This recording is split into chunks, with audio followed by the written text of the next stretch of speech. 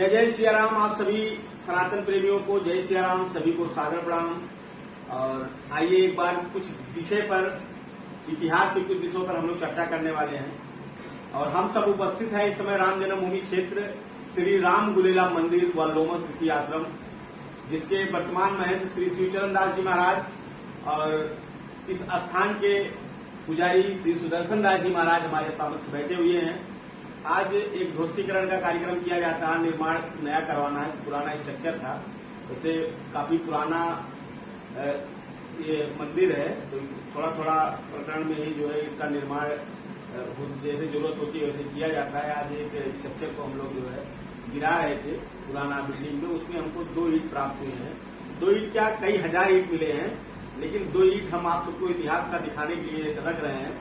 ये सन 1302 ईस्वी के समय का ईंट है।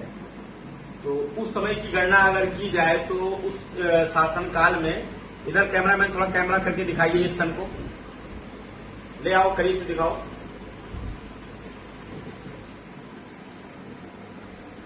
तो उस समय शासन था अलाउद्दीन खिलजी। 1296 से 1316 ईस्वी तक उनका शासन काल था, दिल्ली सल्तनत। उस समय अयोध्या अटैच थी। अब आज के समय अगर गणना किया जाएगा 2026, तो हमने तो गणना किया है लगभग 750 वर्ष, 724 वर्ष इसका अनुमान लगाया जा रहा है कि 724 वर्ष पूर्व ही ये स्ट्रक्चर था। इसके बाद कई बार ये निर्माण हुआ है, कई बार जो है इसका जीर्णोद्धार हुआ है।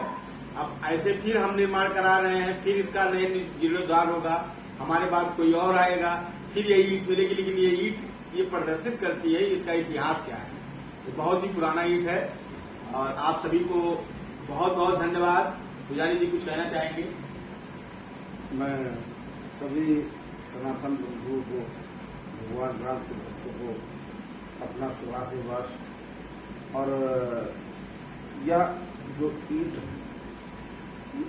इस मंदिर के इतिहास को दर्शाता है कि जब ये ईंट नहीं आया था उससे पहले से ही यह स्थान विराजमान है। इस स्थान के बारे में स्कंद पुराण में भी जानकारी आपको मिल सकती है। और आप जो है श्री रामचरितमानस उठा करके देखेंगे तो उसमें भी यानी श्री रामचरितमानस का जो लेखन कार्य हुआ था, रचना किया था श्रीमद गोस्वामी तुलसीदास जी ने, उससे पहले का ईंट,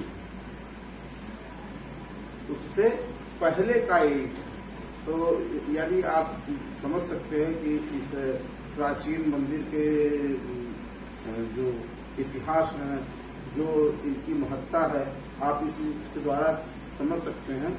और दूसरी